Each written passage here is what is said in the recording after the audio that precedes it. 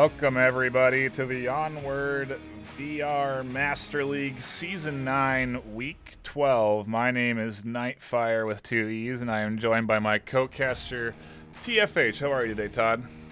Oh, I am doing splendid today. How are you, man? I am excellent. I'm looking forward to an exciting top-tier matchup in the VR Master League. We got G-Men versus Mayhem today, or Mayhem versus G-Men, I suppose, because they are home.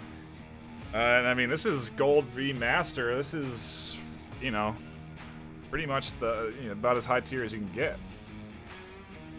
Yeah, definitely. It's going to be interesting seeing both of these two teams. Both of them are very, very fond of the slower play, kind of bringing in that EU play style. So we're going to see some pretty gnarly plays probably coming out of this, and maybe some great nades, great utility, whatnot. I think we're in for a ride here.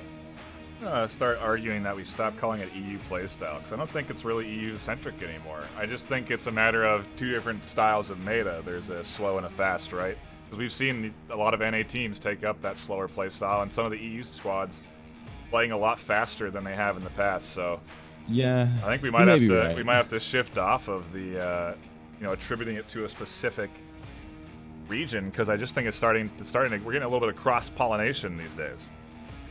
Yeah, I mean, it shows you the wonders of VR, being able to kind of share different cultures. Sure. And I think the Button Cup also helps with that too, kind of being able to show off like different types of play styles and kind of let that mixing and matching happen. And now we don't know what to expect anymore. Do know what the picks and bans are. Coming in from Mayhem, we have the Suburbia ban, and coming in from G-Men, we have Tanker.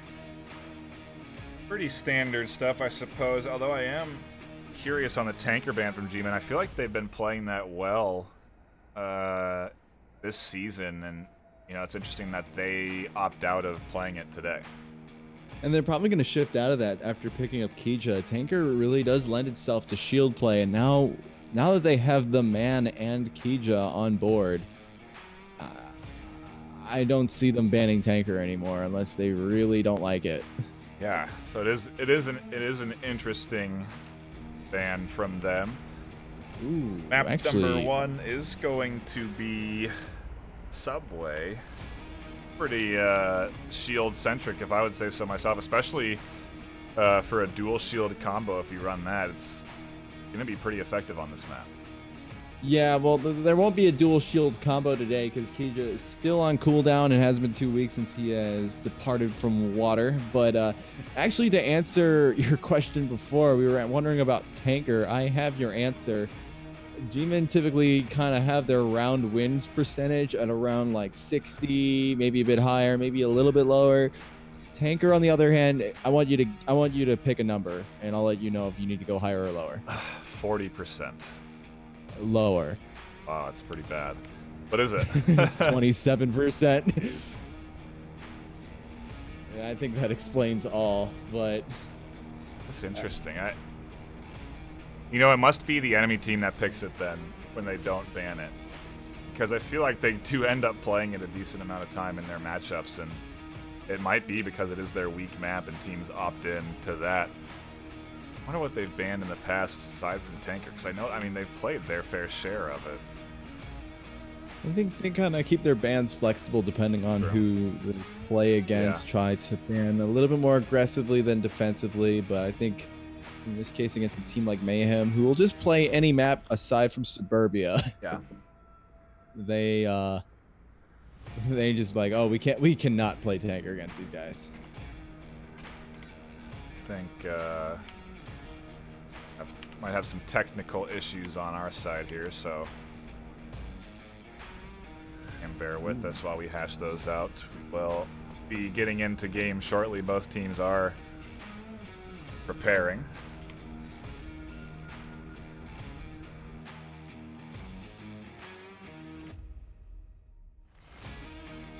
But what are you expecting in terms of score lines today? Are you favoring Mayhem? Are you favoring G-Men? Subway certainly feels more like a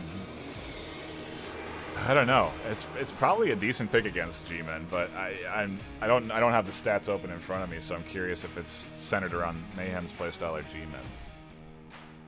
Yeah, I don't really know. I'm expecting a tight match. I want to, just going by the stats, if I were to be, you know, the inner competitiveness in me wants to say G-Men are gonna win, you know. Yeah. But you know, I've got good friends on Mayhem, and you know, you can't not cheer for, you know, your good friends, and of course our beloved fellow caster Wookie.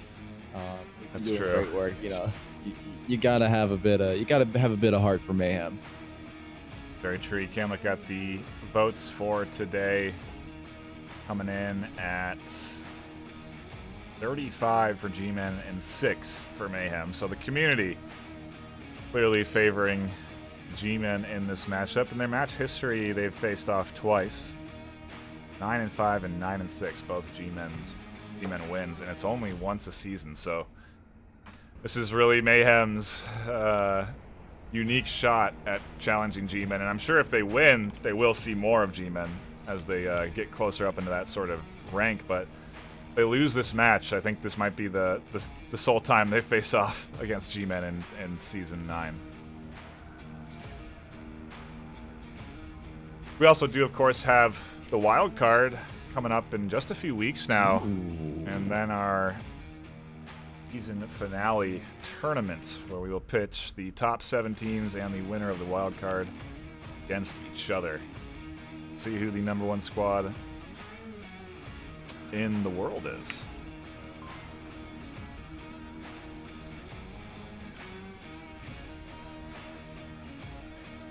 Does look like we have both rosters in lobby now. Coming in on the side of Mayhem, we have James Boak, Theta, Potato Bot, Monarchid, and Wookie. Over on G-Men, we have 404, Zach Fontaine, Miracle Dev, The Man, Brass to Mouth. Standard rosters, as far as I can tell here. Yeah, I don't think there's anything too crazy about these rosters. No one directly new. Definitely some very strong lineups on both sides. We're going to have some great action today. I really can't stress this enough. It's a good time to be an esports fan in VR, that's for sure. We have all sorts of different options for your viewing pleasure. If you want to check out a game that's probably still going on right now, you can head over to Master League 2, although they may be wrapping shortly. You can also head on over to Echo Arena VRML and catch some Echo Arena esports if you want to see some 0G 4v4 action. A lot going on. There's plenty for you to view and dive into, that's for sure. Yeah, it's probably only going to grow even more as time goes on and people see that VR is, you know, a new place for esports to be. Especially with some Quest updates and some Quest releases on the horizon. It is an exciting time to be involved in VR, an exciting time for esports as we hop into round number 1 of map 1 in Mayhem versus G-Men. We got ourselves a top OBJ to kick things off. Yeah, and this OBJ is very interesting. It's kind of the sore thumb of the OBJs on this map. It's very different environment, very, you know, dark streetways and alleys compared to the well-lit underground. And it can kind of change how the whole vibe of the map is. It was what makes this objective really great, actually. Brass tossing a little C4 out there. There's the one that's on the wall, and it's such great placement. It's in a really awkward place to look at. And it will definitely kind of slow up the defense if they even do notice it.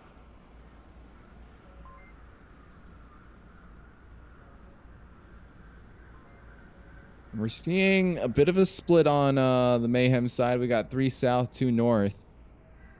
But G-Men, on the other hand, are not opting to get pretty crazy on their defense. They're actually being really reserved. They're staying on the objective. They're staying within sight lines. They're not trying to lose people, you know, by sending someone out to face off against 2 or 3 people. Mayhem do have a bit of a lack of coverage up the middle, so you do see a little concern out of James here. He does keep watching their back because some teams have opted to invest one in long flanks. They'll send one underground or something like that, but to your point, that is not the case with this G-Men defense. They're not even really holding far out lanes. You do have Brass with a little head peek here over the dumpster, but you know, other than that, there's just not a lot of exposed G-Men defenders. They are holding those tight angles. And yeah, Potato Bot just noticed that C4 you were talking about earlier. And him and James are discussing how to get past this obstacle. And this is exactly what I was talking about before. It's slowing the offense up. They have to either choose a new route to go or find a way to defuse it. And it's in such a great place that you can't defuse it normally. It looks like James and Potato are going to... Ooh. Okay, so what they're doing is they're using the smoke, making Brass think that they've already pushed up, maybe make him blow the C4 earlier, but Brass is holding on to his cards here. He's staying in on this round. Well, the smoke didn't exactly roll the way they were hoping either. Oh yeah, it doesn't. That ain't good coverage. Yeah, Brass pretty much has a clean line of sight, so he knows nothing's happening.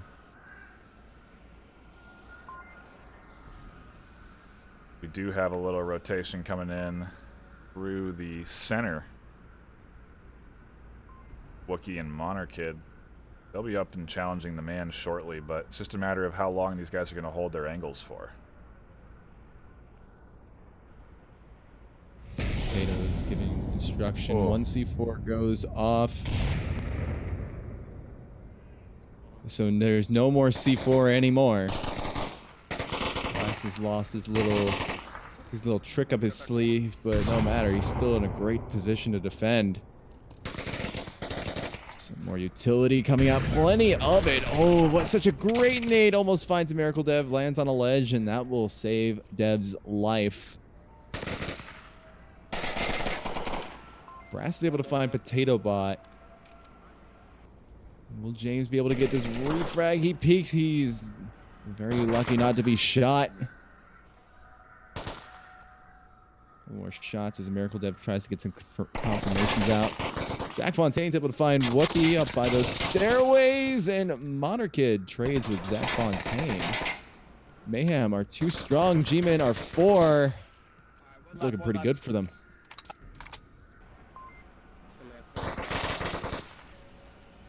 Now James Bogue is taking a bit of fire. He's hiding behind the dumpster.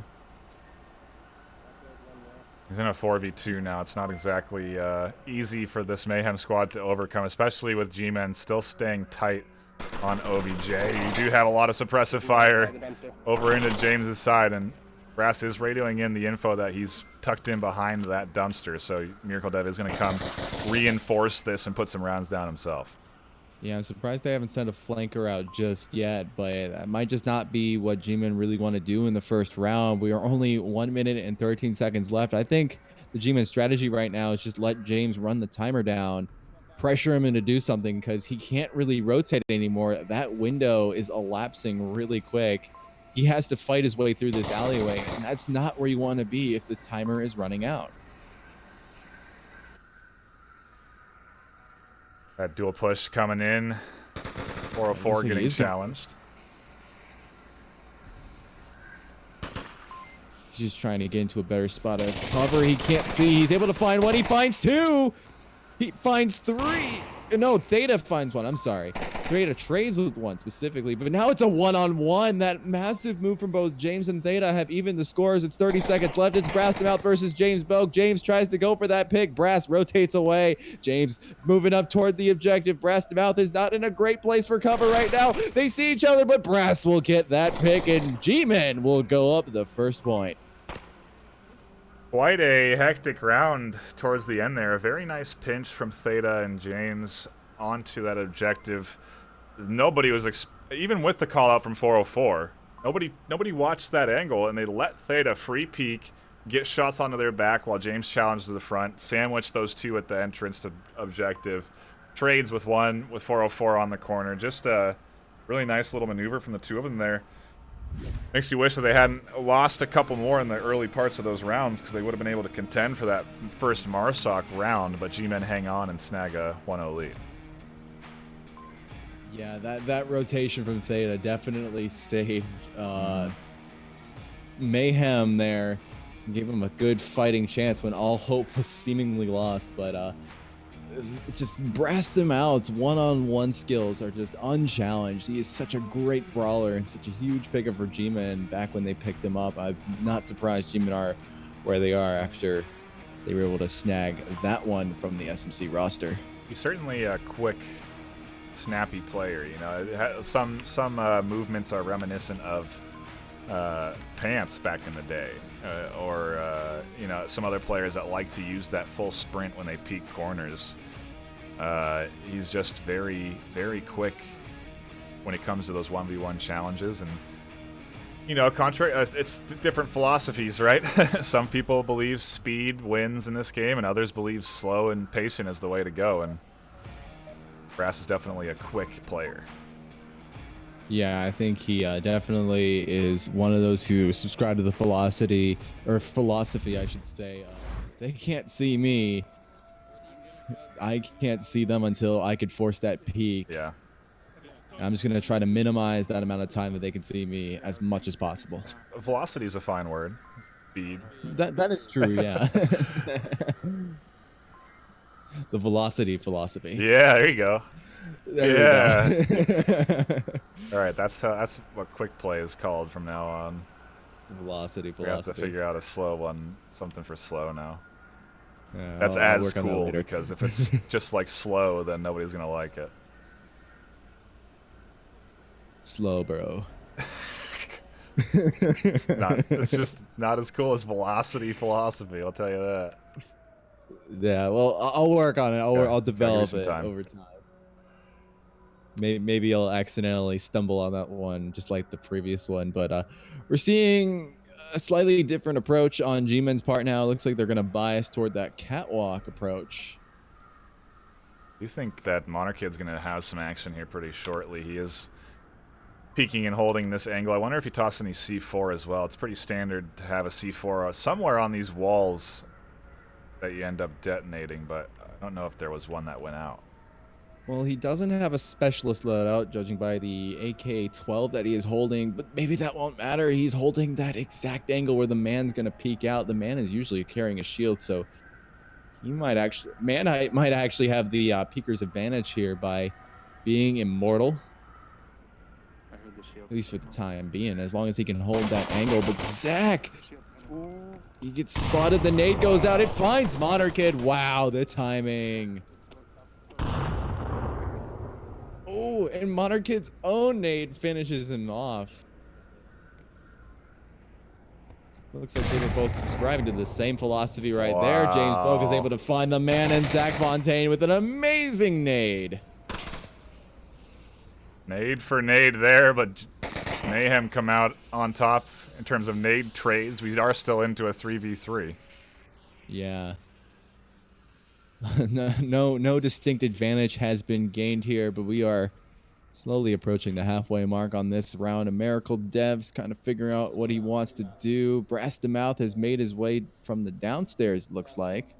You know, I think G-Men still have the quick play style in their belt. I don't think they've given that up by any means. If anything, I think they may have added slow play into their arsenal, but they are still a team capable of fast moves. 330 here and 404 and Brass to Mouth are positioned essentially to attack the objective right now. And yeah, when you got a player like Brass, obviously you have to account for the quick play style. And when you also play with shields as well, like shields can't be slow. Yeah. They have to move around a lot, otherwise they will get flanked. So, I mean, case in point, that double nade onto the shield at the entrance to the exit of catwalk right there. Yeah, it's very easy to call out a shield and get, you know, reinforcement going over there. You know, even with more deadly utility like Molotovs or C4 or whatnot. And the fact that it was just James being able to nade the shield, it just shows you how skilled these teams are when it comes to counter shield play.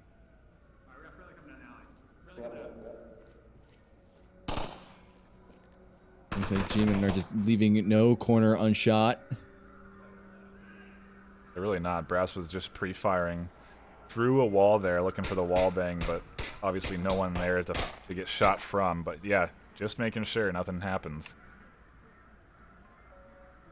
They're just being thorough on those corners, and I think that's really what G-Men are all about, is that they're just a very thorough team. They're able to bring that quick play in, but at the same time, they're able to just be so thorough about it. A bit of C4 comes out from MAYHEM, trying to counter any other potential shield coming out. 404 and a Miracle Dev begin to make their way in. James Doug's able to find a Miracle Dev. 404 is going to go for that refrag. He's successful in that. Now, Theta and Wookie look like they're going to try to get a little hungry here. Brass is able to find Wookie, but at his own life is the price to pay now. 404 and Wookie, once again, we're in a 1v1 situation. 1 minute 47 remaining, and they are next door neighbors. I don't think it can get much more tense than this. 404 certainly has more options. He doesn't need to push this right now. He has 1 minute and 30, like you said, so he can drop back, rotate, and shift his presence a little bit if he wants to, and he would find an angle onto this final MAYHEM defender if he does so, but he's got to go now or he's not going to have the time to do it quietly. Ooh, that time is elapsing. Wookie is beginning to make his way in. Can 404 be able to do it? No! MAYHEM will be able to get a point of their own. The Volk advantage holds true, but only by its fingertips. Nice job from our fellow caster securing that round for his team, and I mean, the huge nade. If that nade doesn't land, you have a shield pressuring objective. While you have 3 coming in behind you uncontested, it would have been a very bad scenario for MAYHEM to find themselves in. So, big plays there, securing those 2, and yeah, it led to MAYHEM being able to clinch that round. Yeah, like being able to shut that shield down in the first couple seconds is just so crucial to being able to crush G-Man, especially with a shield player like the man. He knows what he's doing on that, and he's very deadly on that. So if you're able to take him out immediately, that limits the callouts that G-Man can do. That means that they had to do that shooting into the corners because they couldn't peek those anymore, and that allowed MAYHEM to understand how G-Men were choosing to approach the objective. They set up for it just fine. Wookie understood that the last defender was in that little nook there, even without seeing him, and he was able to just shut that down in the 1v1. Do have a brief shout out to our VRML2 constituents. Does look like we just got a host there from the last game that was going on Master League 2. Shout out to, I believe it was Sleepy and Vivian, with Vivian hosting in Master League 2. Love seeing that. It was great. Sure, I'm curious what the overall scoreline, but I did see some a 4-3 map, so I'm sure it was a good game. Yeah, I'm sorry. It's it was Handed Death and Delta Squad, and those two teams are definitely in league with each other, so that would have been a really close game. Got ourselves a close game right here, though. Todd, MAYHEM, and G-Men all tied up 1-1 as we hop into round 3. And these guys, MAYHEM, are charging down the far north with an underground objective. They're feeling a bit more confident on the upstairs defense not being here. Yeah, I think we're seeing the majority of G-Men kind of hang out downstairs. They want MAYHEM to clearly come to them so they can have those nice little angles to be able to peek from or just hold. And it looks like MAYHEM is going to opt for a basement push as well. I've always found it interesting that people still try to do the basement approach, but the man's able to find Potato Bot straight off the get-go. And this is exactly what I'm talking about. There's so many different points where you could just get ambushed when you try to go basement side. That is it even worth it anymore? You know, one thing I've noticed, like the last couple of weeks, honestly, is the man's been using the Val. And I'm curious. I don't see anybody else using this weapon. I use it. Do you? Yeah, I actually really enjoy the Val. You see, the Val is a very temperamental weapon. I don't use it on days where I feel like my aim is kind of off, but if I feel like my aim is on, then I am using it. It is a bullet hose, and you combine that with AP armor, it will not only shoot, but it will also confirm your kill all in one burst. Wookie makes his attempt in. He's able to... Oh no, he's not able to find Brass to mouth. Zach Fontaine will get the better of James. The C4 will go... Oh! What the heck? Yes, C4s himself. The distance didn't work. That is tragic. The G-Men can afford that loss, though. They have the man advantage still, but oh, that is... You lost one of your star players right there to himself.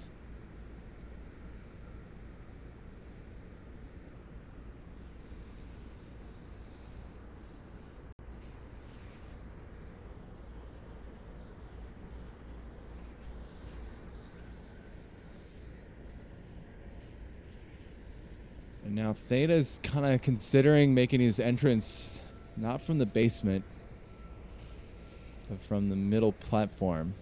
Yeah, I think he's going to try and sync up with Monarch. They're going to try and do a two-man pinch down in here onto objective. And, you know, I don't know how it's going to work out. Zach might, if they lead with Monarch Kid, Zach's going to take shots first. Theta's going to have his vision drawn there. 404 might find an angle.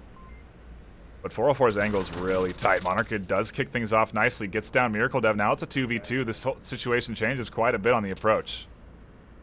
Yeah, but now he has to take care of Zach Fontaine, who's watching his very exact angle. He has the beat on. Ooh, that was close. You could see that laser just hover over Mono.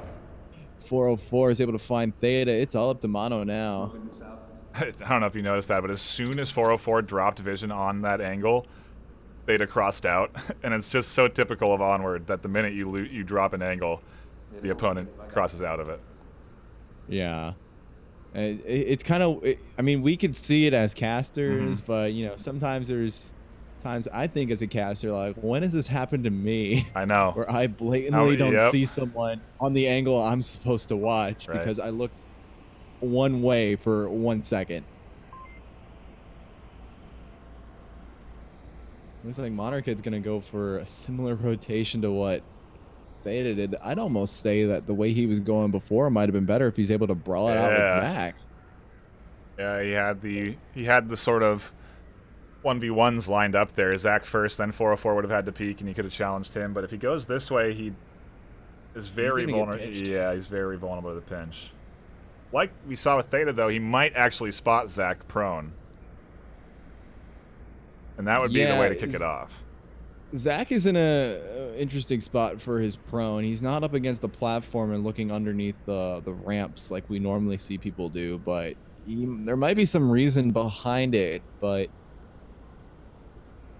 he doesn't need to watch the platform. That's 404's job as well. His job is to make sure no one comes from tunnel and ambushes 4-0. But Zach stopped proning too. I think he's getting a little antsy. You know, with these top tier teams, they're usually kind of in the peak mental state when it comes to this game. Monarch Kid might be looking for Zach. Ooh, that pillar's in the way. He doesn't see it just yet. I think, oh, he sees it there. Now 404 knows exactly what's going on. He tries to go for the pick, but G-Men will emerge victorious out of that trade. What a great play by Monarch to go to essentially find 4 kills or 3 kills that round. Really nice job on the rotation. The snap around to hit 404 when he crossed out of that angle, that kill off of Zach. Just a really good, savvy play by him there to try and get his team back in it. But one of those trades that we see every once in a while, and it goes into the favor of G-Men just barely. I mean, these rounds couldn't be, honestly, any closer. No, these have been incredibly close on map 1. I can only hope it stays like this for the entire night. This is some top tier Onward. Yeah. Very exciting, very exciting. We're going to see G-Men make their approach on this one this time. No doubt going to see the man on that shield again. I think this is actually one of the objectives that really does lend itself to the shield more than others.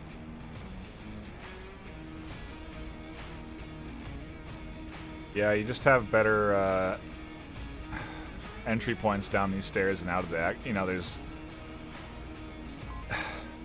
It does work, but this is objective too. You do see a lot of C4 that ends up being pretty successful because you can kind of sneak it. You can put it behind some of these pillars at the bottom of stairs that, you know, you can only check once you're pretty exposed. So it's an interesting place to enter in as a shield user, but shield users are pretty familiar with looking for C4s and hunting those out. Yeah, there's like certain places even where I have in like my mind where it's like I've seen this done before. I should probably look here, try to peek this angle before, you know, trying to expose myself, make sure it's not over there. People aren't trying to get like sneaky on me, but it's kind of the shield changes the meta as the player, kind of makes you a little bit more observant than how you would if you were, say, just more, you know, just a normal loadout. Looks like G-Men favoring the upstairs approach, echoing your sentiment on basement not being an optimal entry point into this objective, but others would disagree, you know, and clearly Mayhem feel comfortable approaching from down there as they invested a few on that approach, but They did a good job. They were able to find those picks, find those angles, but it just, as a shield user, there's just so much place to put C4. It's not even worth it if you're gonna bring the shield. I think the man's in the same mindset as I am. You know, let's go down a place where I can see more, where it's more open, where I can peek around corners and not be, you know, in the face with C4. And then I can have Zach, who usually I see Zach Fontaine kind of trailing the shield. That's just something I've noticed, but it could be 404 in this case. But have your battle buddy be able to find the picks for you while you just act as cover.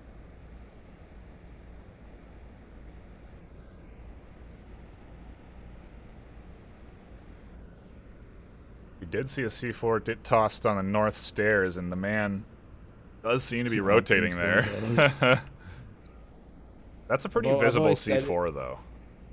Yeah, I mean, I like when I explain like what I mean by like I like this objective for shield play the most. There's 3 entrances. A lot of these objectives don't have that many entrances when they're very lanular like this. Like you got the north side, there's only 2, and there's gonna be a C4, 1 on each. And the odds just don't match up here, but at least here, there's 1 entrance that doesn't have C4, and you can just pray you're going down the right one, but I don't think the man's going down the right one in this case. He's going to toss a nade down there. Zach found Monarchid. Okay. Happened at exactly the same time. That's a trade. I think Monarchid was downstairs with... Oh, no. Zach was upstairs. Well, Brasses has some company now downstairs. He's the lone member who went basement. He'll be able to handle himself from what we've seen before, but he's going to square off with James Boak again. Ooh, and James tried to get the peek, but he just got some lead to the head. Now Brass has easy access into the basement, unless there's some traps laid out for him down there as well.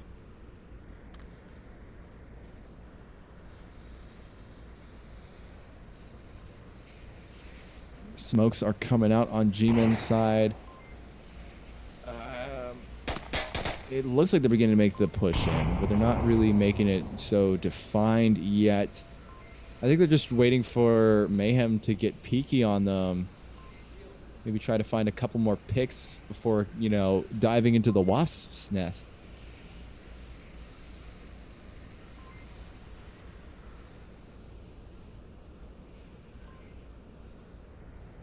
Man's rotating to the south side. This is the side that we said, at least I'm taking your word for it, that there hasn't been a C4 laid out. So this might work a lot better for him if he's able to find these picks. Blast him out is already engaging. He'll be able to support the man. I think the man got confused for a second. Almost thought that Brass was unfriendly, but Theta's going to make sure he has his names in check. Theta launches a flash out, tries to get peeky. Brass went down in the middle of that as well. 404 is able to find Potato Bot. Wookie gets a nice pick onto a Miracle Dev. Now Wookie's going to try to support that push to be able to shut down the shield. Man's going to rotate back up the stairs, try to limit the amount of angles that could be made available to Now man's gonna go back north side. Oh no, that's where the C4 was. I think it already got detonated. I heard it go off okay. in the chaos, and they have thrown nades up onto those stairs as well, so it's certainly cleared by now. 404's got a nice little position to operate from. He's hiding behind that soda machine, but I don't think Mayhem are very aware of that.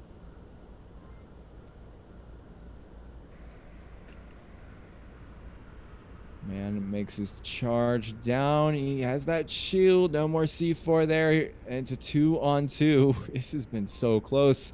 1 minute remaining. It's actually 50 seconds, but who cares? Man. Oh, he's peeking the wrong way. Theta is holding such a nice angle to be able to catch the man out, but he's going to rotate back again. 404 is able to find Wookiee. That Molly goes off. And 404 finds Theta as well. That's all they needed. G-Men will take the first Marstock round. Yeah, they continue their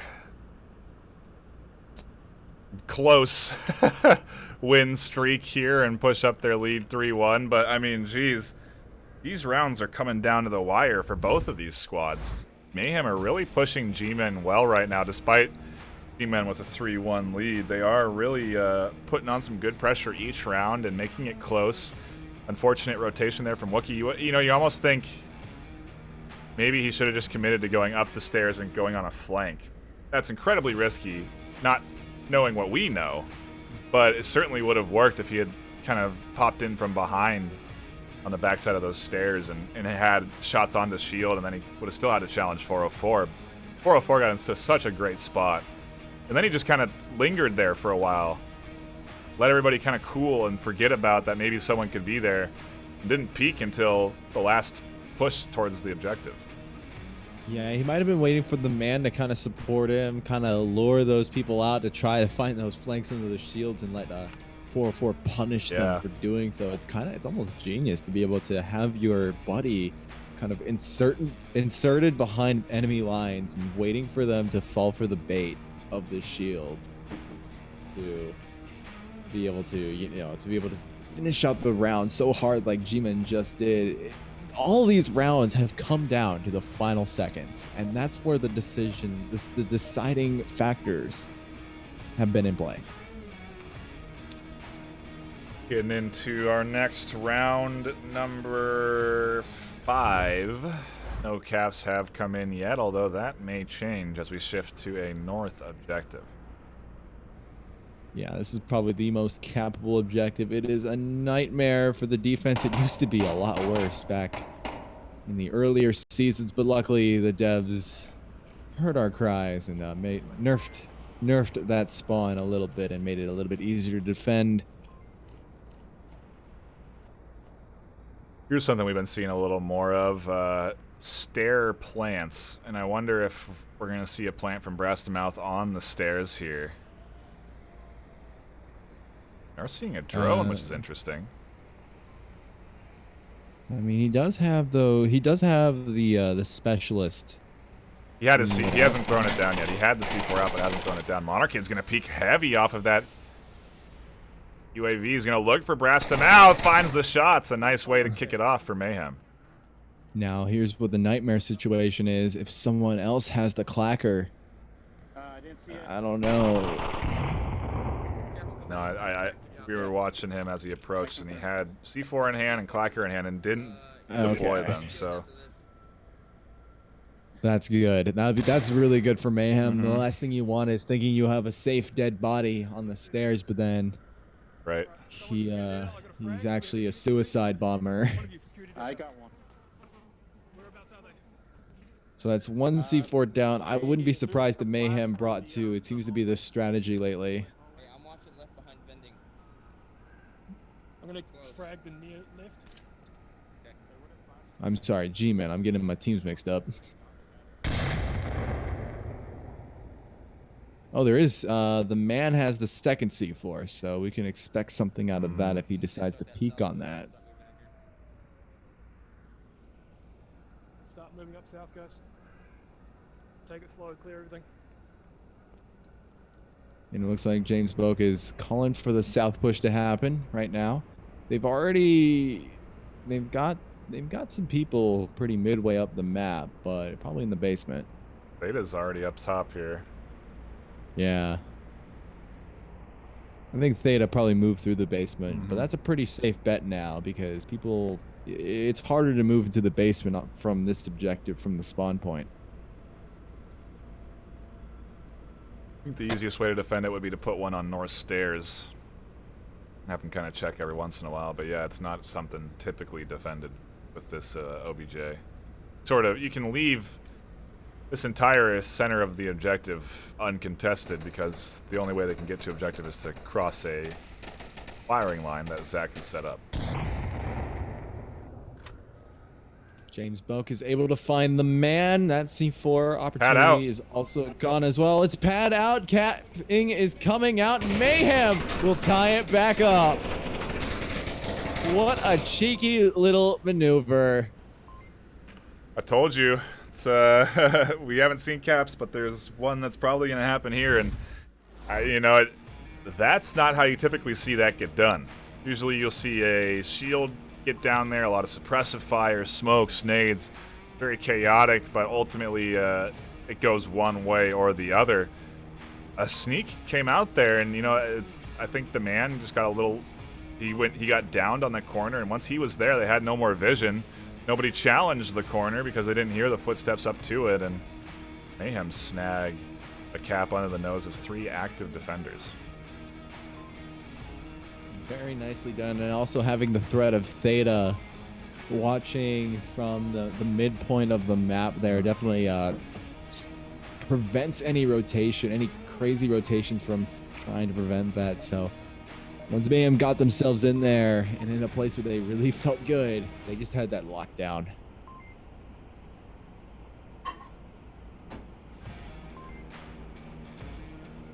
Going into the round of 6 decider, it's 3-3. It can't be even more intense. G-Men are on Marsoc. They have that shield once again, and the man's just been rocking it this entire time. It's the north objective. I really don't think we could have asked for anything better. Pretty wild finale for this map 1, and it's a great indicator of what we can expect in this series. But yeah, we are into a very good back and forth, to say the least. Bit of C4 goes off way too early from Potato or James, one of the two.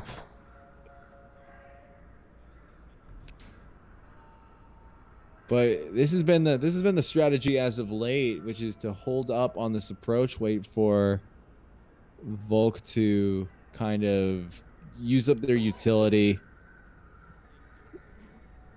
and wait for them to try to make their retreat back downstairs so they can have a place to kind of stage an operation out of.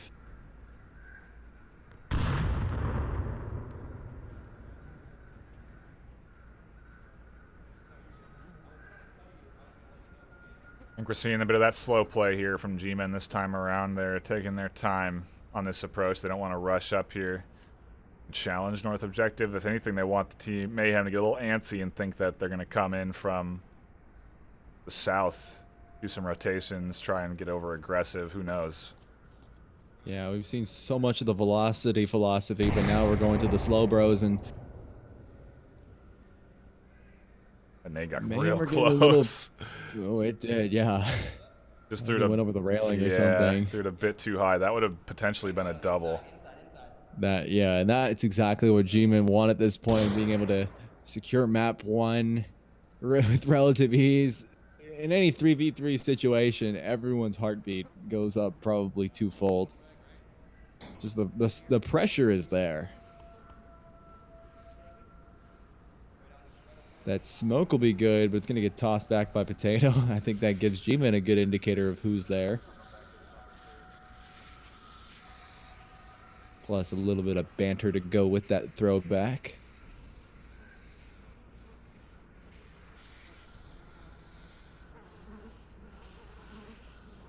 Wonder if they plan on pushing objective late. I feel like to do that on this objective is very risky. I feel like you need a lot of time on this one to get down those stairs, challenge all the possible defending angles, clear all the potential C4 positions.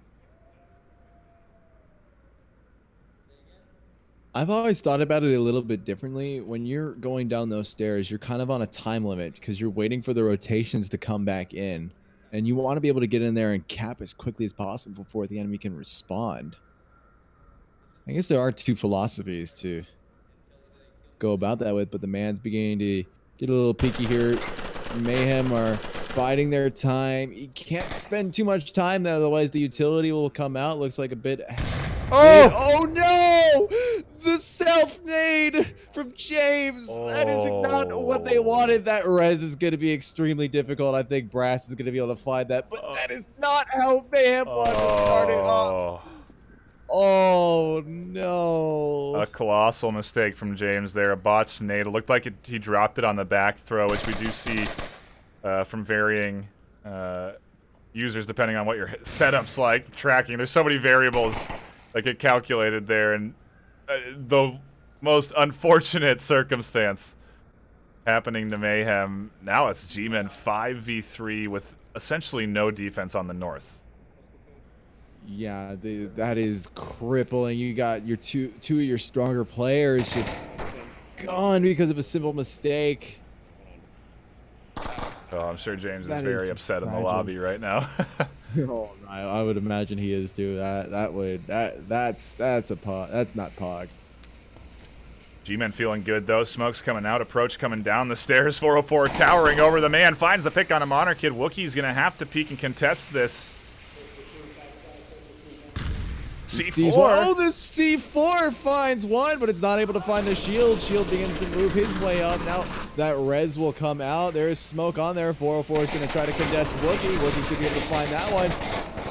Oh, the Zach Fontaine is tablet out. Theta tosses the nade. He's too afraid to peek. He moves back. The cap is protected. Zach Fontaine is struggling on the objective. He hasn't put it in yet. Brass Mouth gets the revive, but that doesn't matter. There's a cap race, but G-Men will take map one.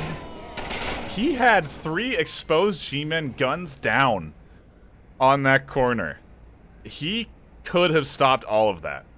If he turns, sprays, and lands those shots, he could have prevented...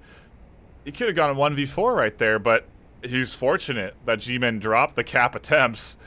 Because, oh my gosh, the scenario there, I'll tell you. Zach came in, went for the smoke, and took too much time. Then you saw the 3 remaining people without a shield pull their pads out and try and also punch in the code because he was taking so long. But that was a huge opportunity there, and G-Men are really lucky that they had the shield there defending and that they honestly got the cap in time, as they did manage to snag it and secure map 1 5-3. Yeah, they basically had things exactly where they wanted. In normal circumstances, it'd be optimal just for Theta to just run out and get himself killed and end the round, but you know, in a 3-3 situation like that, that is just not an option. And Theta fought gallantly, but it just wasn't the right answer. Almost had it there for his team, but doesn't quite secure it as G-Men take map 1, and now they go into their map pick. Reminder that it was Mayhem's map choice, and now we're going to go into Cargo for map 2.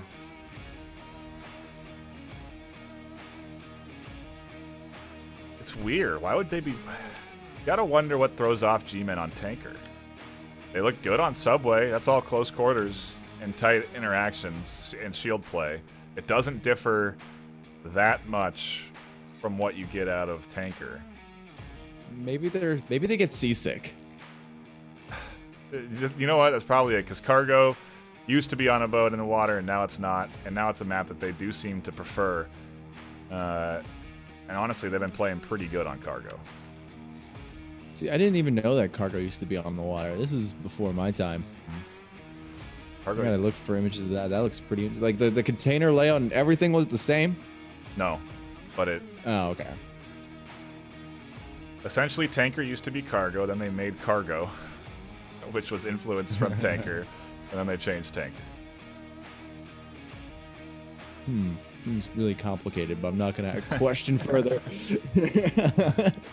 I think that's the chronology on the other maps. But Cargo relationship complicated. yeah, no kidding. We'll see if it's complicated for Mayhem, since they're going to need to secure this one as we hop into round number 1 of map 2. Well, people are still trusting James with nades. I'm surprised about that, but at least there's no stairs to catch him this time. But apparently not.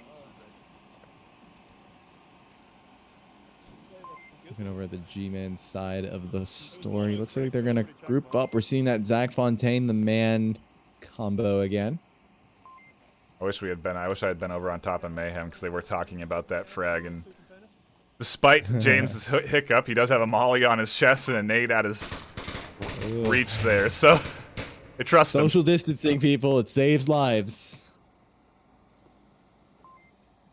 Pretty slow push from G-Man. Couple of free fire coming out. Nah, I don't know about a 3.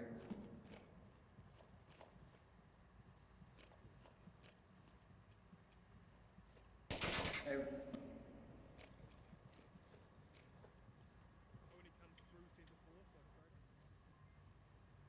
No, he's hanging out on the left so far. We're Moving just up on the seeing left shield. Mayhem. They're just holding angles right now. They're waiting for G-Men to just come to them, spring the attack, Not yet. try to work with it when they're on objective rather than try to send people Nice. out A and little bit more to the potentially center get near the green crates. caught out because they know G-Men are doing the exact same thing. Zach's able to find He's dead. Theta. Teamwork makes the dream work. Now we're into a 5v4 situation. Make sure you check. I think they've identified a C4 maybe thrown by Wookiee, but I'm I think they said not they put it exactly back sure upstairs. where that Yeah, one upstairs. is.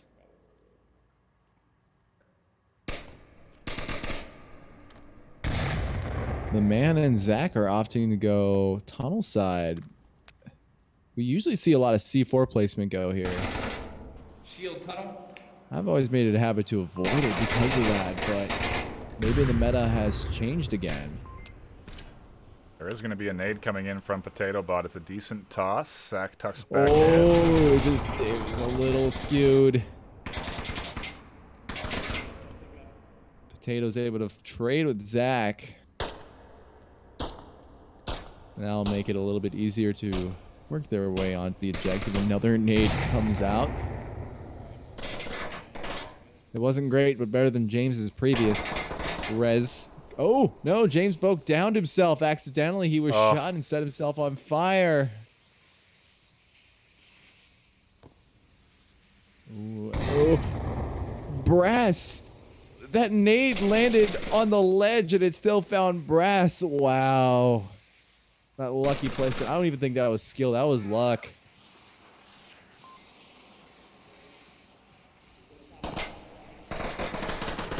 And calling out these rotations from the remaining two of Mayhem. Mayhem is able to find a trade with Wookiee. Now it's all up to Monokid. Against the shield, that is just not going to work, and that's exactly what happened. G-Man will take the first point on Cargo. Pretty solid shield use there from the man, using it for comms and finding some picks. Can't really ask for a better shield round if you are a shield player, and doing exactly what he ordered for in terms of that shield. Pretty nice nades, pretty close nades. Certainly a good attempt from Mayhem, but just the picks going into the favor of G-Men. You know, this is going to be a pretty... I feel like we're going to see a lot of picks to kick off rounds in this map. Yeah, we're not seeing the super aggression that we usually see on Cargo. We're seeing G-Men just kind of hold back, wait for an aggressive defense to come, maybe try to find some picks. If that doesn't come, and then they'll start working their way up once they know that they have some lanes available. That's kind of been the meta, what the meta has shifted to on Cargo. It's no longer try to confuse the enemy now. It's try to methodically insert yourself.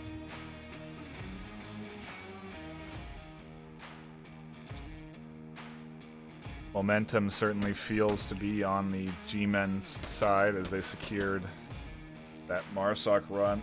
Round 1. Now we hop into round 2. We'll see if they can push up this lead to 0. Make it 4 unanswered points. Oh, Carol Baskins. Take your time. Man's getting pretty aggressive. He's getting peaky. Does he have that Val again? Yes, he does. The Val's really great on this map. It's not so great on long-range maps because the bullets are subsonic. He gets that C4. What an amazing one. It looks like he's going to put out a nade to try to confirm as well, but it lands a little bit short. Wookie, let them know there's one center right, center right. We'll be able to find that one pretty easily to get that confirm going. Yep. Mayhem already start off going down one. Potobot did challenge him, but the man's, well, you know, he has the velocity philosophy there on those doorways, and he just kind of sprints quick into the corners and back out, and Potato wasn't able to snag him. Just takes 1 or 2 bullets, but you can't get hit because you're moving too quick. Then it's certainly a viable means of movement. But this is going to be a wrench in Mayhem's plan right now. They were playing it a bit slow, maybe relying on that forward press to find a pick, and now that they're down 4-5, it's going to be a long road for them to push up through this cargo defense. Now James tossing some nades out. I think he expects the man to be over there. He gets it into that doorway. Good to see he's fixed this nade problem. 404 finds Wookie. It's only a down though. He gets that confirmed now.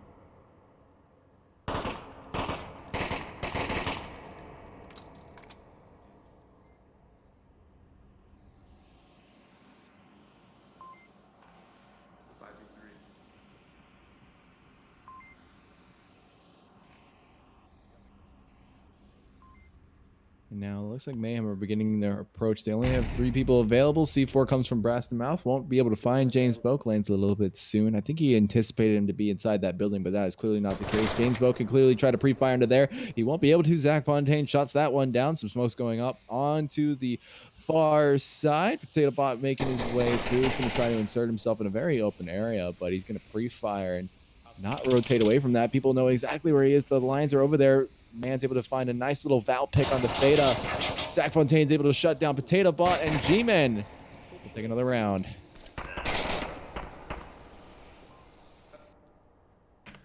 Pretty good defense from them. Mayhem, again, getting that early pick, kind of crippling them.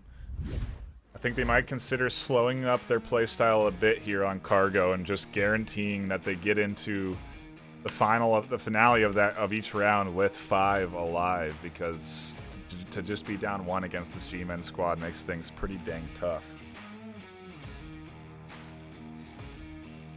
But you know, yeah, they've been doing well. It's just there's I think that little mistake of letting that early pick always go the way of G-Men is hurting them a bit right now.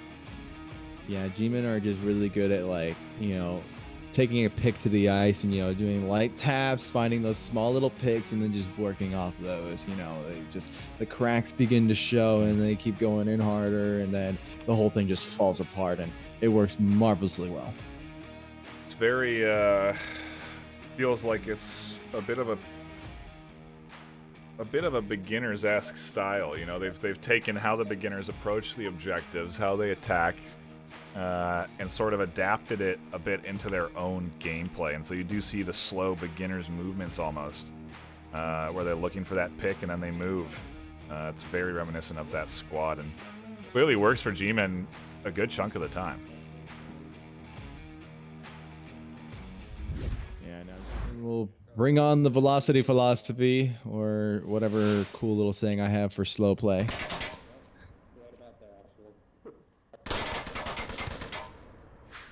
Potato Bot's able to find Brass. This might be what Mayhem need. They're able to find that first pick and get a man advantage for the first time this match, I believe. Or this round, or map, I should say. Not match. Potato's able to find a second one. He finds 404. G-Men are now 3 on their attack. I think G-Men have let it up a little bit and are loosening up. It might be falling to their disadvantage. Yeah, we're getting flanked. Rotates around. He goes really exposed. The Miracle Dev will be able to shut down that murder spree. Very good game sense out of the G-Men squad. They were well aware of that flank coming in. The smokes being a clear indicator. And here come the call for smoke on objective. A really nice one does land. And it's going to blind center there. So essentially Monarch has to hold objective. Yep. Yeah, more smokes coming out. A bit of pre-fire coming out. Miracle Dev tries to find one pick. Zach Fontaine's going to trade with Theta. He's going to get that con from the man. Oh! Man's able to res Zach, so now he's back up in the field. Miracle Dev goes down, and he pushed up a little too far. James relishing that one. Theta finds Zach Fontaine. Man won't be able to res him that time. And now Monarchid is getting really aggressive on that. He'll be able to shut that down. Mayhem go up their first point. And he, I mean, expresses his disdain for the shield. Such a significantly more coordinated round there from Mayhem by finding those picks. They just were way better off securing those early kills. And then for Potato to find 2, I mean, that basically solidified it there for Mayhem. They just look a lot, obviously, they look a lot better if they can get that kill lead, as do most teams. But they really seem to be able to capitalize well as long as they don't lose one early or have that gap in their armor when they're defending. That was a great job of Mayhem holding on, and they had 4 left alive at the end of that round. Yeah, no, very definitive. What I've just noticed is that this is kind of almost the opposite of what we saw out of Subway. On Subway, it all came down to who could battle the best in the end. Yeah. But here, it's becoming who can be able to find those first pick and just roll with it. Yeah. Yeah, it's very true. We'll see who finds that first pick as we hop into round number 4. We are just tuning in. There's the overall score line right now. G-Men do lead map 2 2-1, and they have taken map 1. So a lot on the line for this Mayhem squad, and they need to secure a few rounds right now. Yeah, they're going to have the opportunity to attack. They're going to try to pre-fire across. They're able to find 404. It's that first pick that we're talking about, but Brass Mouth is able to kind of nullify that. Find Monarchid right off the bat as well. We're now into a 4v4. One on G-Men, still resable. They're just not able to get that confirm out from Mayhem. That res will come from Zach.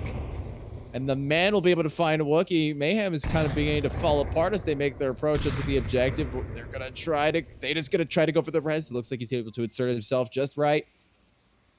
Be able to find that now. They're going to try to rotate away from that spot. C4 goes off. Won't be able to find anybody.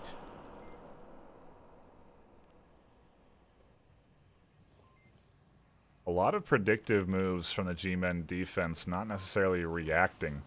C4s and nades coming out into certain positions.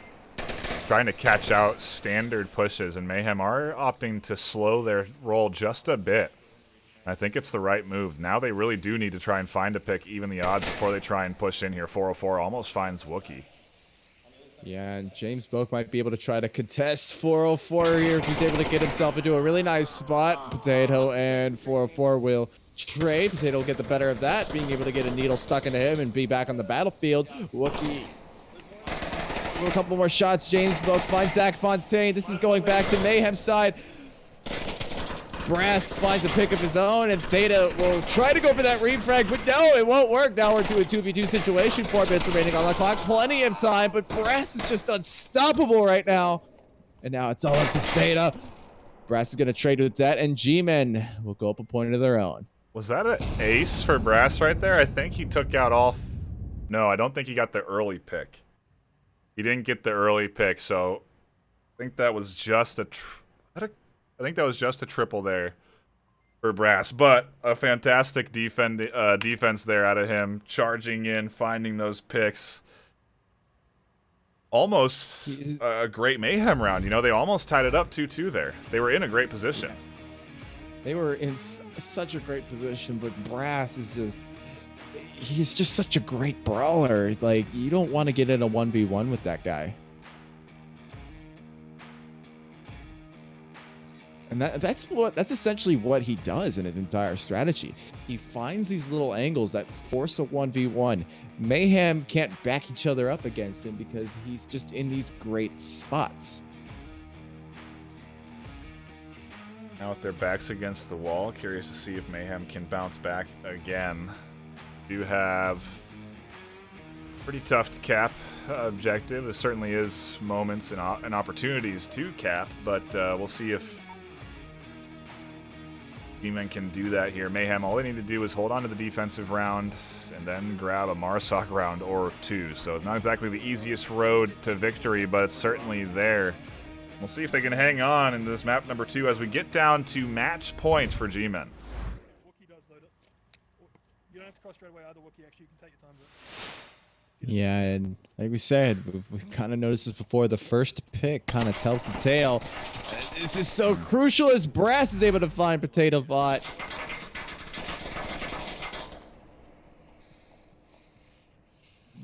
Four calls out the single cross. There's actually 2 that made it across, but that smoke really facilitates it.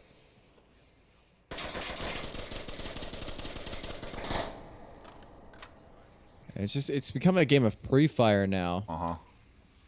Brass particularly seems pretty set on pre-firing corners and different walls and trying to find those shots through those walls that are penetrable. And oof, a nade. Oh, what a nade!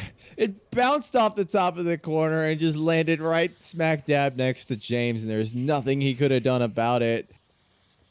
Theta is going to try to get that resin. James comes back for the 10, finds 404, and then gets taken out by Brass them out. Now Brass is opening up the objective. It's all up to Monarchid and Theta to watch these angles. Oh, and there's also a Wookiee there as well, but they still have the shield to work with. And just G-Men are applying the pressure. They have the entire thing surrounded. This is going to be very difficult. And Miracle Dev's able to find Monarchid. Wookiee finds Brass. And Theta rotates onto the objective, but he is so exposed right now. He calls out the shield, takes some pot shots, but he might get refragged here. Zach Fontaine finds Wookiee. Theta's the last guy, and G-Men will close out map 2, end the game pretty decisively, 4-1. Really nice attack there. G-Men had the luxury of essentially flinging themselves at the objective. They didn't necessarily have to play it slow. They didn't need to take their time. There was very little pressure on their shoulders in that second map, and did a good job to capitalize off the momentum that they had generated from securing that cap on map 1. And I mean, geez, we could be going into a very competitive map 3 right now if Mayhem had been able to defend that cap. Because imagine the momentum. Who knows? Cargo could have been a different story as well. They come in off of a 3-1. They're losing 3-1. They secure a cap. They tie it up 3-3. Then if they win that map, they go in with huge momentum into Cargo. Could have been a tighter scoreline than what we ended up seeing. And, you know, you got to wonder a lot of what ifs, obviously. I'm sure James is really kicking himself for throwing that nade and killing downing himself and his teammate. Yeah, I think that really kind of drove the nail in the coffin on that map. The self-nade with the teammate right there. Just imagine how much different that defense could have been with those two still up and being able to force G-Man off of that north stair. But regardless, that is what happened. It is history now. But we move on to map 3 as Mayhem try to salvage the sinking MMR ship on downfall. It's going to be pretty tough when you've just lost a series and then you have to play a very methodical final map. Unless you have a good team captain and your team is able to bounce back, it's just so hard to recuperate and find the will to play efficiently on this map. I do wonder if that's sort of what G-Men are trying to do here, is make sure that they grab a solid map 3, because G-Men are... Oh, this is interesting. This is Mayhem's map choice. I wouldn't have. Yeah, I wouldn't have this is their thought to map pick into. choice. I wouldn't have thought to pick into this, considering how effective G-men are on downfall. I think they're trying to limit the shield play because the man has just been. He's been you're right, destroying Mayhem with it. I've been seeing a lot of. Once they kill him too, they're very almost upset that they've had to deal with that shield. So it's yeah, it's very clear that the shield is not Mayhem's friend. But you know, I argue that it's pretty dang important to have at least one good shield user on your team. Yeah, we see a lot of top tier teams kind of incorporate the shield more, either, you know, picking up shield players or having players learn the shield. Like Thunder Pilot learned the shield this season. So did Trip. There's some other ones that come to mind, but their names don't scream out at me just yet. But it's definitely become part of the meta, and it's almost sad that it only now has become part of it because the devs are trying to nerf it in the next update. So a little late on the trend there, I guess. But regardless, there's some pretty incredible plays coming out.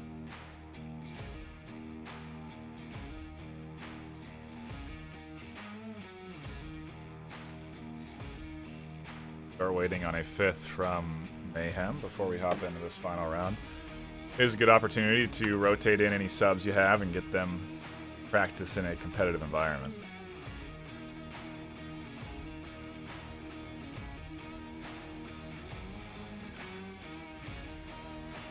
Yeah, and especially on a map like this, you're gonna want a different kind of player base. You know, there's people who kind of really like those shorter range maps and some that like those longer range maps, and it'd be good to be able to rotate those people and maybe get them some play time, especially on a map that they feel more comfortable with. I think while we wait for the 5th teammate to get in on the side of Mayhem, we will go to a brief intermission. Thank you so much for tuning in today. With all the action across the board, it's always great to see so many faces come in and be interested in the VR esports scene that we have produced. We do appreciate you guys coming in. If you are new here, hit the follow button. If you have your Twitch Prime available, feel free to use that here in the channel. The support goes back to the league and the casters so that we can keep delivering this high quality content to you. And while I gave that speech, I don't think we're going to have to go to an so you're welcome. Wookie came in. His internet was just being slow, I guess. Yeah, it took him that long to connect to the lobby. Yeah. He loaded it in. Had to feed his hamster some more food to spin up his internet. I thought he was a Wookiee, man. He just runs on a treadmill, man. You know how big those things are, how many muscles they have. He can power his own internet. We'll see if he can power his team to a win as we hop into round number 1 of map 3.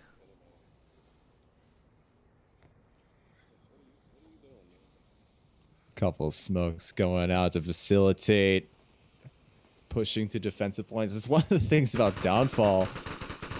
The defensive points are very vulnerable, and the man's able to find a Wookiee straight off the bat, but you need to use utility if you want to be able to get to places where you have to defend from. If he gets over aggressive, it is going to be costly to him. I think he's the man aware of that, tucks himself into the 2-story. And now Mayhem are in a bit of a jam. Their spawn is known, so this cross that Monarch is going to go for should be identified. Shots do ring out and almost tag him. I think Zach definitely called it out from the white tower. Now there's a couple other shots coming out. Everyone's eyes are on Monarch at this point. Zach's able to find Potato Bot though. How is Monarch he is going prone? Monarch has somehow managed to get across through the wall, so he is safe. It worked, man. Like, don't ask how. Just do it. There's literally 2 people watching these corpse. Don't do it right away. Prone Bono? I don't know. I can't come up with a slow play name. Not like Velocity Philosophy. You know, if I create a team, that's what it's going to be called now. I'm sure you and 30 other people.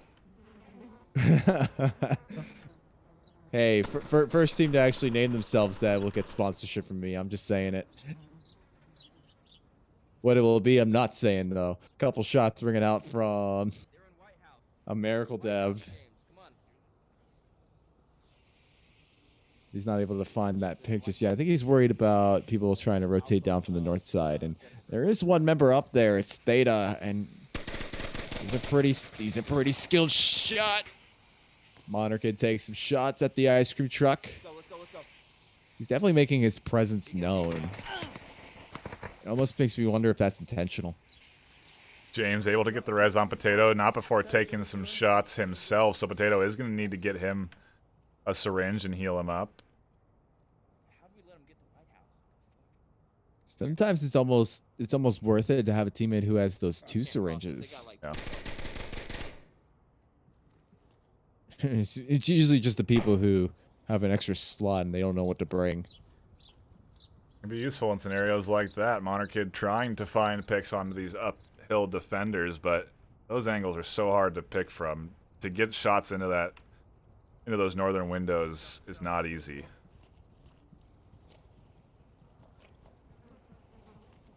Yeah, now they have to do this huge crossover to the middle hotel, and it's just so exposed. I think that G-Men are just going to lock onto what Mayhem are doing and just maybe mow them down as they try to cross. A couple shots already ring out exactly where Mayhem are. Modder Kid tries to make that cross. Doesn't get spotted somehow. Wow. Now there's one in the middle hotel. That is such a great staging point for this objective. Second one rotates in. It's Potato now. It's up to James to be able to try to make his way down. Along with the trailing member, Theta. Killbox seems a little tighter here. You have 404 holding the crossing angle, and they're basically letting them take this 3-story.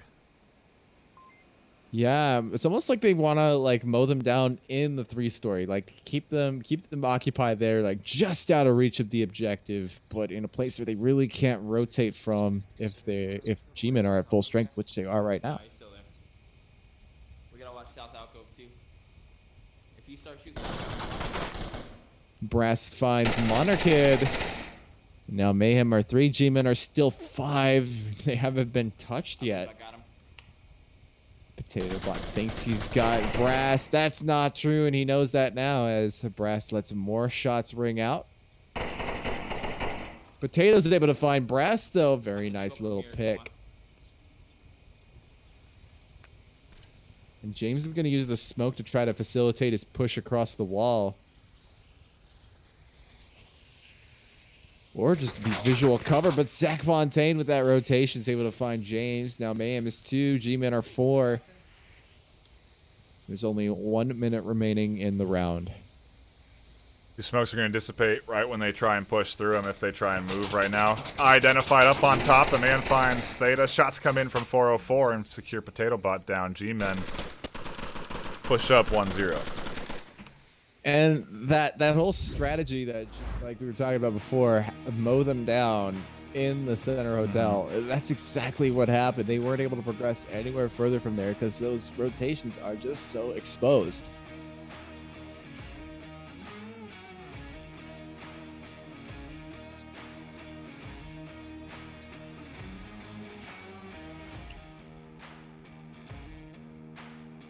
We're going to have the same objective for this next one, and G-Men have already demonstrated how good of a kill box they could set up with this kind of defense. I almost wonder if Mayhem are going to do the same, or if they're going to try to change it up a bit, maybe push out a little bit more, maybe even defend off of the objective.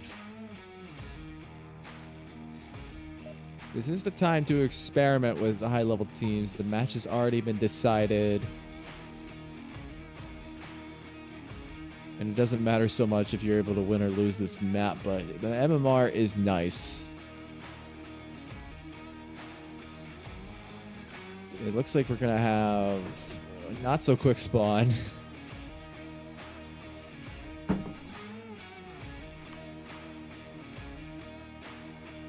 There's already members of G-Men identifying the spawn, and identifying where people are going. A couple of shots ring out already, trying to prevent those crosses from happening. Man is just pushing up into the middle hotel. James is able to find, blast him out. 4-4 finds a nice little pick on a potato butt, gets that confirm as well. One member on each team is downed.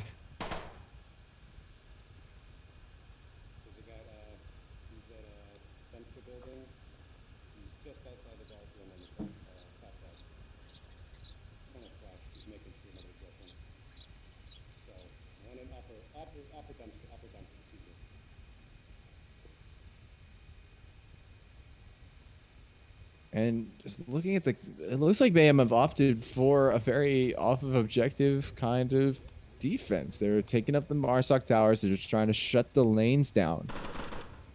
But if Wookiee goes down, that leaves the objective incredibly vulnerable.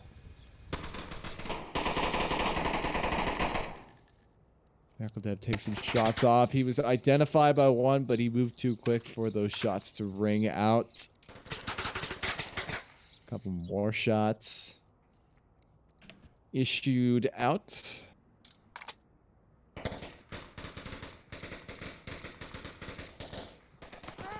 Oh. 404 is able to find Monarchid. It's only a down though. The res can come, but it is risky.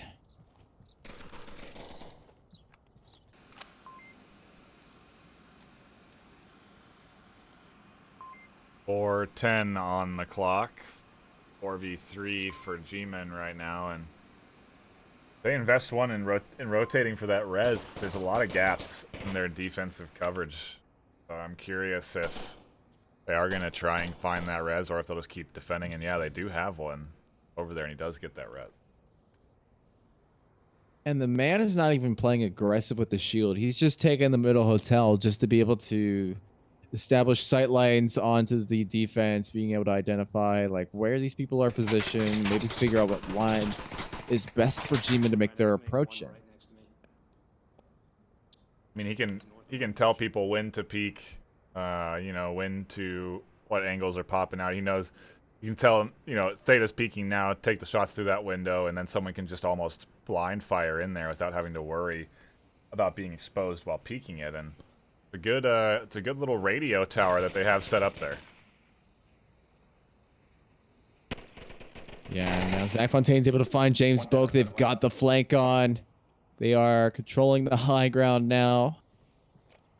And that is just a disaster situation for MAYHEM. They can't rotate to the objective now if Wookiee goes down.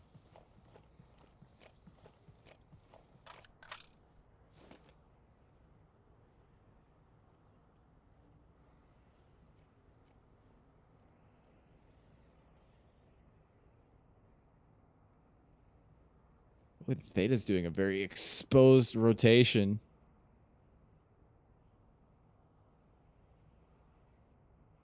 I think he's definitely going to be caught up by Zach Fontaine. If this peak doesn't come from Zach, I am going to be shocked.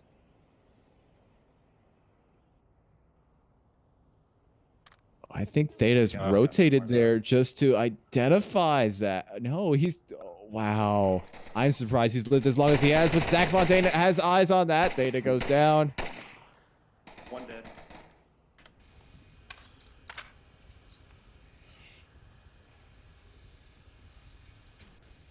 This is looking interesting. G-Men are positioned to approach objective from every angle. Or at least from 4. Make that 3. Monarchid. Yeah, Monarchid just found Zach Fontaine. The call for the cap has come out from 404. And now the pressure is being put on. G-Men are just 3, but they are applying the pressure. Remember, they do have one member who's just a shield, so they only have 2 people who can, you know, accurately fire onto the objective aside from applying pressure. Maybe use that shield to try to lure Wookiee out and open up the objective a little bit more for the man or whoever else decides to try to push up.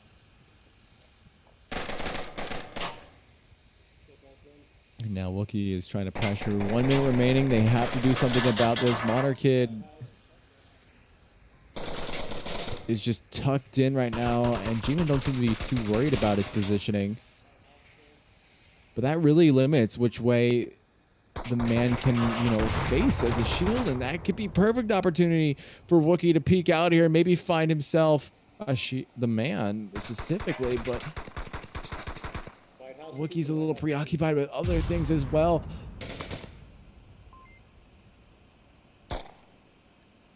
He's going to try to shield flick onto Monarchid. Wow. Let's see this. Ooh, some good shots. Wookiee's going to be able to find that. It's a trade. Objectives 2 open now. One member of G-Man remains.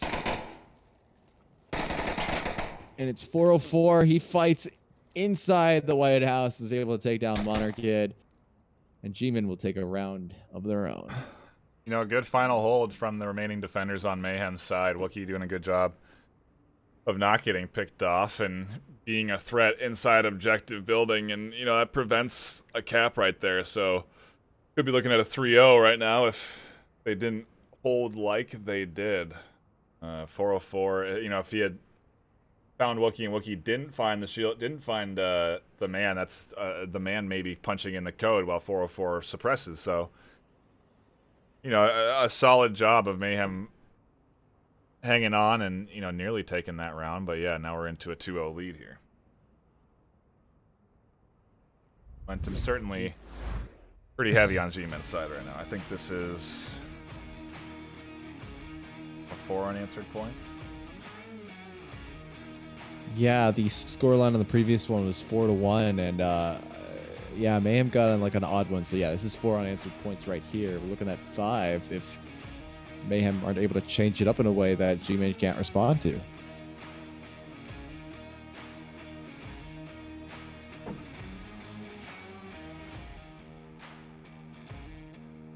I mean, again, though, coming down to a 1v1 with 30 seconds left.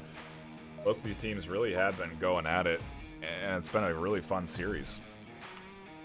It's like the first map and the second map have really just come down to who can battle it out the best at the final second. Yeah. G-Men have just been relentless in that front.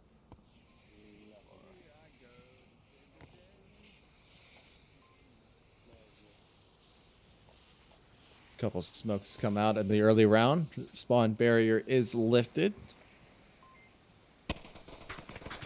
A couple of early shots will come out from James Boak trying to find any of these rotations. Won't be able to pull that off though.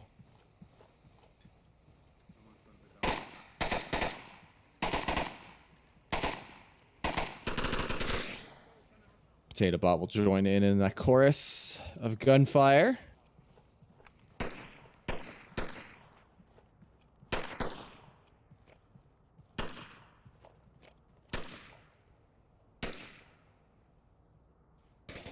Ooh, and a nice pick through the stairs from the man is going to be able to find himself Monarchid.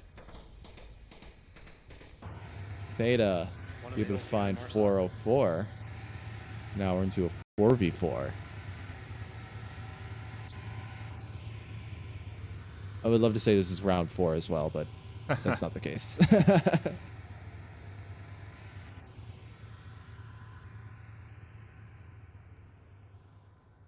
And now it looks like Mayhem are looking just for the peaks this time. They're just trying to identify the positions. This is where having that shield could be so helpful, is identifying how the enemy's positioned in a relatively safe way.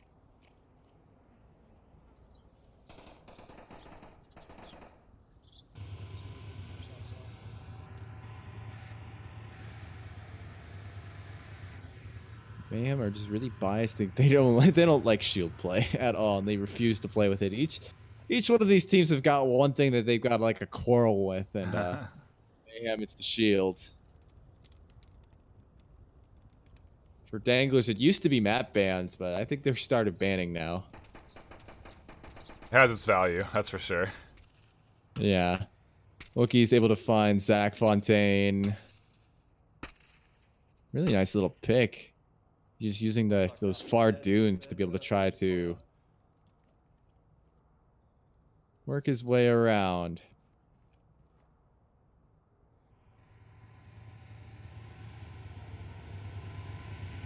G-Men now down to 3, so Mayhem doing a good job of finding a couple picks and them on their toes. Potato Bot's still lingering on the opposite side of the map, and I think Mayhem are positioning themselves so that they can converge onto objective at the same time, very similar to what G-Men did last round.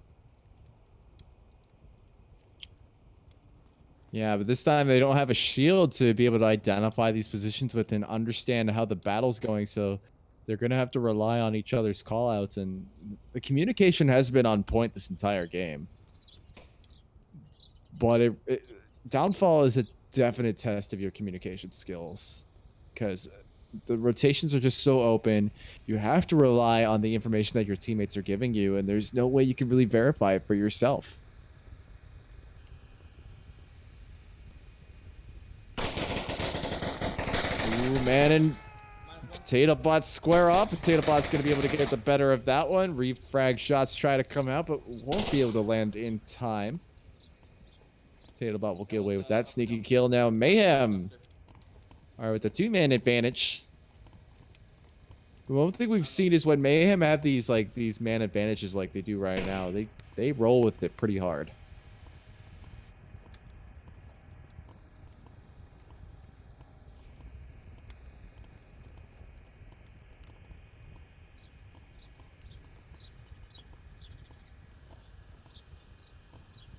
T-2 minutes till round ending. Potato Bot is in a pretty decent spot to be able to have eyes on the objective, quite literally. But it is the rotations to the objective are very well defended right now.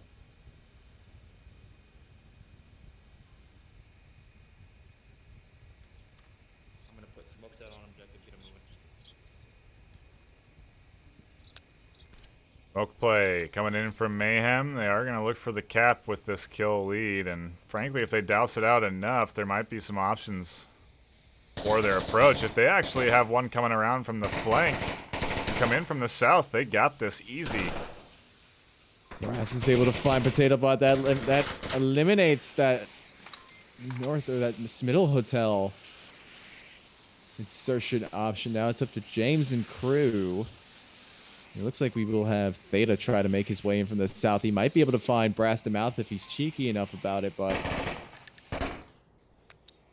he's going to toss smokes himself, giving away his position. Wookiee's here. He can free sprint in. Brass isn't checking this underground approach, and Wookiee's pad out. Wookiee's made it in.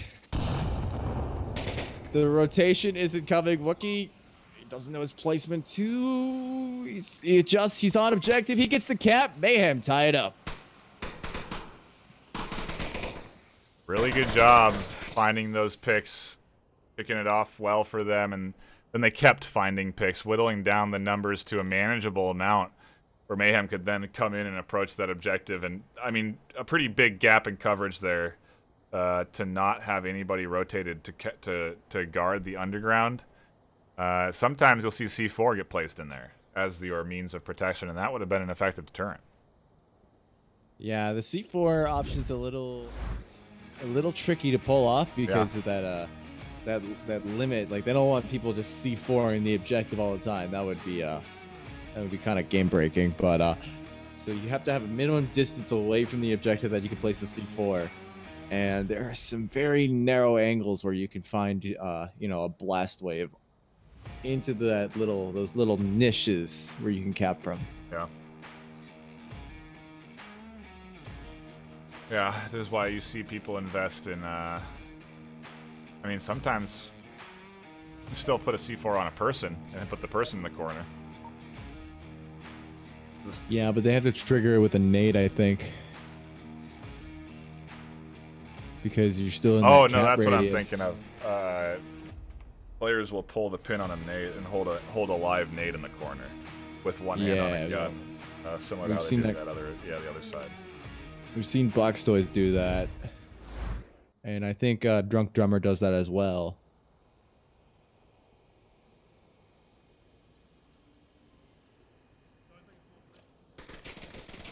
What a miracle dev straight off in the first 10 seconds finds a massive pick onto Wookiee.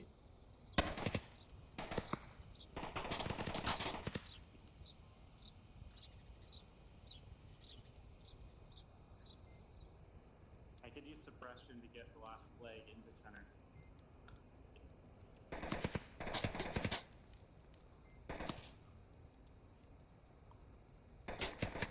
West Road in the middle, basically. Couple other shots. Mayhem, or I'm sorry, G-Men are just holding on to these twin towers.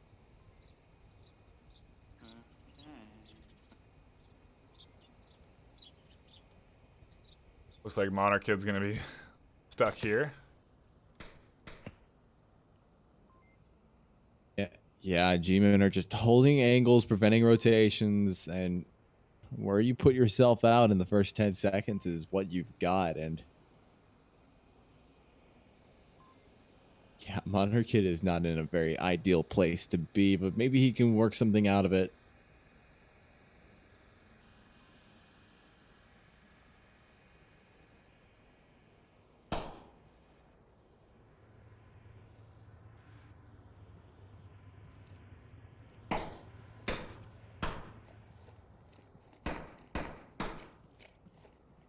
Man's tossing some smokes. Trying to limit the field of view of the white tower, thinking that someone's up there, but that's not the case actually.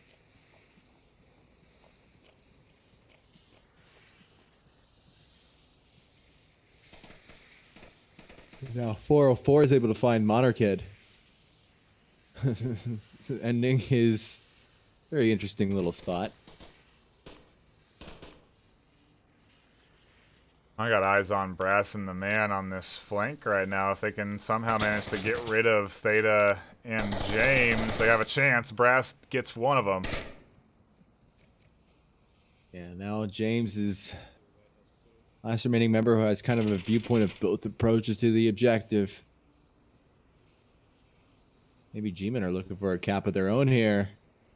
Why not try and secure yourself a map when you have a 5-2 lead? It's certainly the moment to do so. Yeah, especially on an objective like this that really does lend itself to the Marsog play. Zach Fontaine runs right by James Vogue. He's not expecting the double up.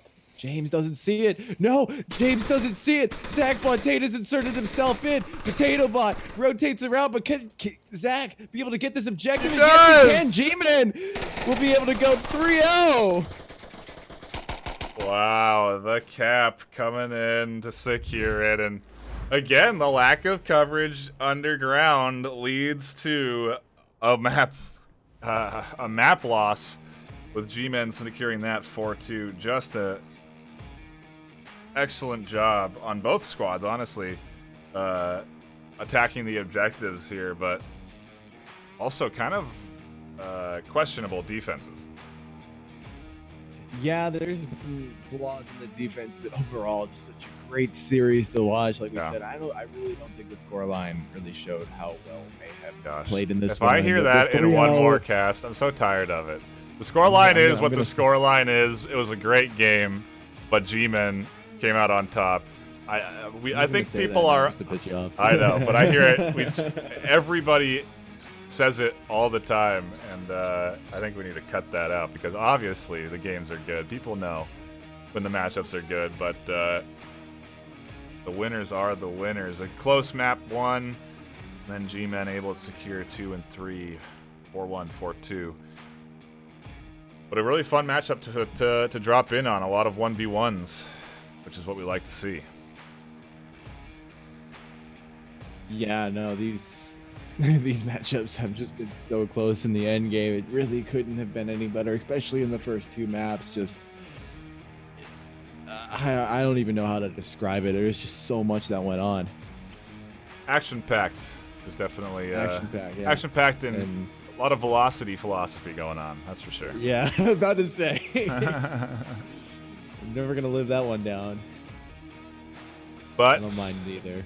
That will be it for us here on the desk tonight. I think we have some more games this weekend coming at you. We can always double check by heading on over to vrmasterleague.com, where you can register for a team in one of our mini leagues. Echo Arena, Final Assault, there's all sorts of different games that you can choose from. But yeah, it does look like that'll be it for us this weekend. Maybe there'll be a game or two tomorrow if someone jumps in on a cast. But there's not really a lot of games left this week. As a reminder, we do have our wildcard tournament coming up just a few weeks out, so put that down on your calendars. If you don't know when it is, head on over to VRMasterLeague.com. Go to the home page for the Onward League.